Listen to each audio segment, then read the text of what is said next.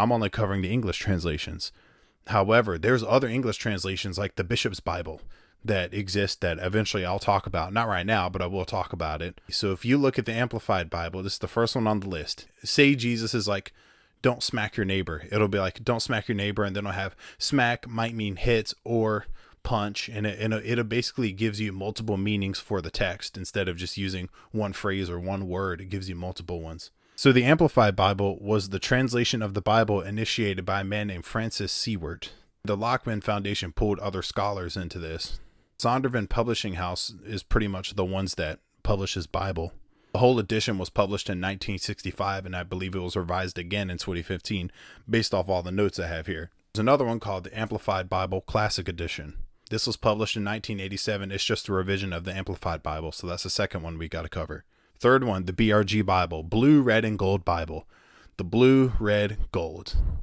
That was a Bible that builds on the concept of the Red Letter Bible. The Red Letter Bible is, in the New Testament, anything where Jesus is talking, his letters are in red. The idea came in 1899 for the Red Letter Bible. So the Red Letter Bible isn't necessarily a Bible, it's more of a concept. So let me show you what I mean. Here, Jesus communicates, it's in red. So if God is talking in the BRG Bible, it is in blue. If Jesus is talking, it's red. And if the Holy Spirit is talking, it's gold. Now, if there's prophecies relating to Jesus, that one's in red as well. The BRG Bible originated in around 2010 to 2011. It came from El Dorado, Arkansas. So in El Dorado, Arkansas, a guy named Scott Johnson got a team together, and I believe he was a pastor. I believe he said it was like a divine revelation. So he had this divine vision to make it, which I think is pretty interesting. And I like how when he made this new Bible translation, he wasn't trying to be extra. He wasn't trying to do too much. Like, he wasn't like, okay, well, I'm just going to retranslate everything. He didn't do that. He was just like, okay, let's do colors. You know what I mean? And that's pretty simple. We could all do that. And it was published through BRG Bible Ministries. Holman Christian Standard Bible, the HCSB. And the only notes I have about this is, and I'm just going to read it to you. It was published by Broadman and Holman in 2004. Wow, that's brilliant. That's brilliant. That's all the only notes I have.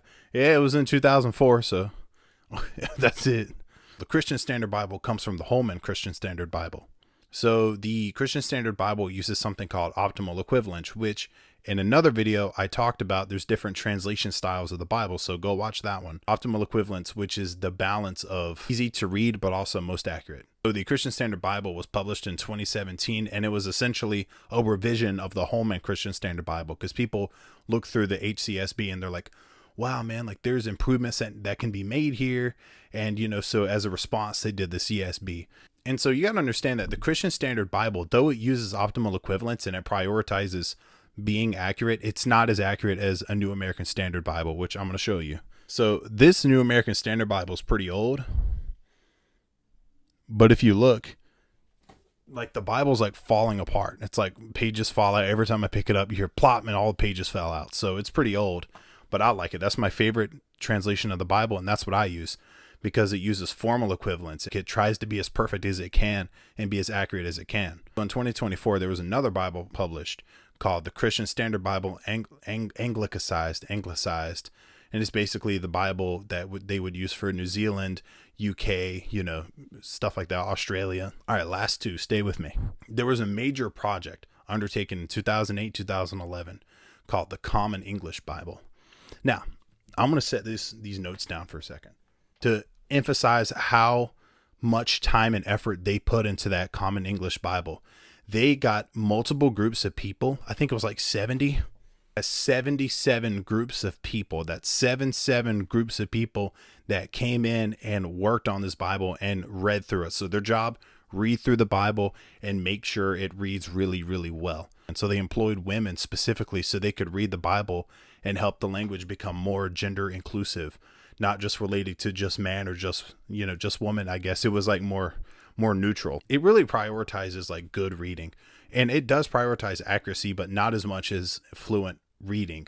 So it really wants to be a Bible that you can read through and it be perfect. Like you read it perfectly. I'm just going to read off the list for time's sake. The next one is a CJB, Complete Jewish Bible. It was translated by Dr. David H. Stern, born Jewish and Christian theologian. His purpose is to restore the Jewish context and culture that's been lost through translations. He aimed to make this Bible more suitable for Jewish people so that Jewish people would look through it and be like, wow, they can relate to that better. That was his whole purpose. So it uses Jewish New Testament and a revised translation of the Tanakh. That's the Jewish Old Testament. He mainly based this off the public domain 1917 JPS version. However, he also translated some passages of the Masoretic text himself. Published in 1998 by Jewish New Testament Publications, Inc. It uses Hebrew names like Eliyahu for Elijah, Yeshua for Jesus. That's where that comes from. So if you ever hear anyone say, who's Yeshua? That's Jesus' Hebrew name. And it uses some Hebrew and Yiddish words like matzah for unleavened bread. What is the Masoretic text? It says that he translated some of the passages of the Masoretic text himself. What is that? So back at that time, you had people called the Masoretes or Masoretes or whatever. And they had the ancient text and they took it and they translated it through, and they were so methodical in writing it down and translating it and keeping it as perfect as they could. Masoretic text is not the original Bible, but it's a translation of the original, but it's an ancient text. A long time ago, Masoretes wrote this down and translated it, and that's the Masoretic text. And I don't remember where it was found, but I made another video talking about that, so you can go check that out too. Thank you for watching. That's pretty much it.